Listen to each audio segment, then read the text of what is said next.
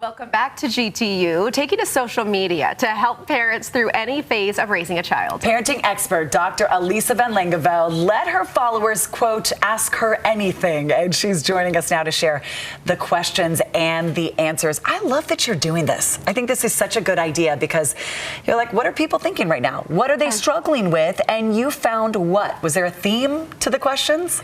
Well, I teach the parenting class at the University of Utah, and every semester when I teach the class, I look at the entire scope of what I'm trying to teach the university students. Like, if you want to know about parenting, you want to finish this university course, what is the scope of what I have to teach you? And over the years, I've fine-tuned, these are the pieces that are the most important. And I've talked about that before on the show, the core principles in parenting. There are 6 of those. And now what I found is any question that you have about parenting can be oriented somewhere within those 6 core principles, which is pretty powerful when parents start to feel really overwhelmed, because the questions run the entire gamut of children at all ages, 0 to 18, 19, 30, and all different topics. But these core principles really can orient it. So every time I get these questions, I can put it within one of those principles, and then now we'll talk about strategies within that principle. Oh, that's pretty fascinating. Powerful. And every time I see you, I have like 10,000 questions for you. And I do have one today. So when you are sharing a child, when you have 50-50, and in this case, it's my almost 8-year-old, but this was all he's ever known. So it's not like he had to adjust to this. I mean, this has been going on since he was a little over 1 year old. He hates going back and forth. And I don't always know how to make that easy for him. Yeah. Okay. So of the 6 core principles, and I'll just briefly review them. The first principle is attachment and connection. The second principle is boundaries. The third principle is communication. The fourth principle is regulation.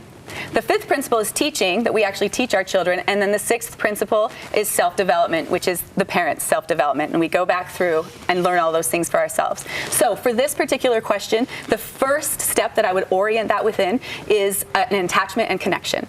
That there is some type of attachment that potentially he's missing when he's not with you.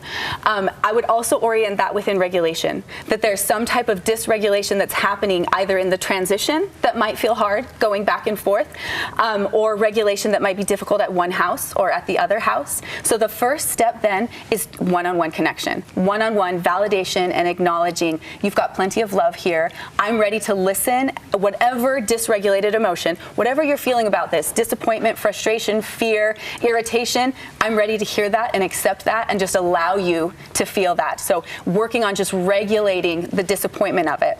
But then as parents, there's also a pragmatic problem solving that we put to it. Is there something you could do about the transitions, about the agreement that might make it feel different? Maybe you shift the 50-50 where it's one entire week at one house and one entire week at another house. And maybe that's not practical, but the idea that we look at first addressing and validating what our children are telling us, how they're feeling, and second, how do we actually solve that problem? Can we solve that problem? And sometimes we can't. So we just go back to that first and we support them through the disappointment of it. She's so good. How do you feel about that? Well, I feel like as Charlie gets older, that's what he wants. He wants the validation, and not maybe to have something fixed right in that moment, but to be understood. But as parents, we love to problem solve. Yeah. As women, we love to problem solve. Yeah. I just want to fix it rather than just listen and validate. That's so important. All right, what about this question coming in from Instagram?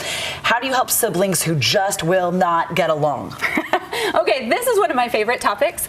This is what I did a lot of my research on in graduate school. So siblings are in a unique situation because they are vying for the same amount of limited resources within their home. Parents only have a certain amount of time, a certain amount of energy, and when siblings are introduced, they're vying for those shared resources. So the first step, again, I think this is an attachment and a connection issue. If a child is feeling like they're getting enough, they don't have to worry that another sibling is getting a comparatively different amount. So one-on-one connection, that you are enough. I love you entirely, so that when I go and I spend time and give attention to your siblings, it's okay because your bucket is filled.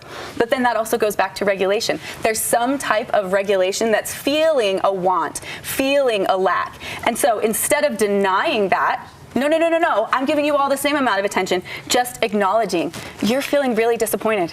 How interesting. They're fighting with their siblings but it's about you. It's about the Oh, attention yeah. they're getting from the parent. Yes, absolutely, absolutely. And if their individual one-on-one connection with the parent feels full and solid, those conflicts will decrease That over makes time. so much sense. And it also depends on the ages, right? My boys get along, but sometimes they compete for me in certain moments. Yes. A 2-year-old wants something very different than a 7-year-old. Yes. And so I'm the one that feels pulled, but it's my job to regulate Yes. that and then attend to their needs. Parenting is no joke. I know we have 30 seconds left. Can I ask one more quick one? Let me finish up this sibling one because Okay. there's a really important takeaway in the siblings. The next step I would say with siblings is pay more attention to the siblings having positive experiences with each other than negotiating and navigating the bad ones. Interesting. Make sure they're having fun together. Make sure they're playing together. Make them spend time together where they're not fighting. So they fill up their experiences with the sibling with positive things, not just fights. I feel like I'm not done with you. I have so many other questions. Can we do this again? All the time. Ask the expert. I want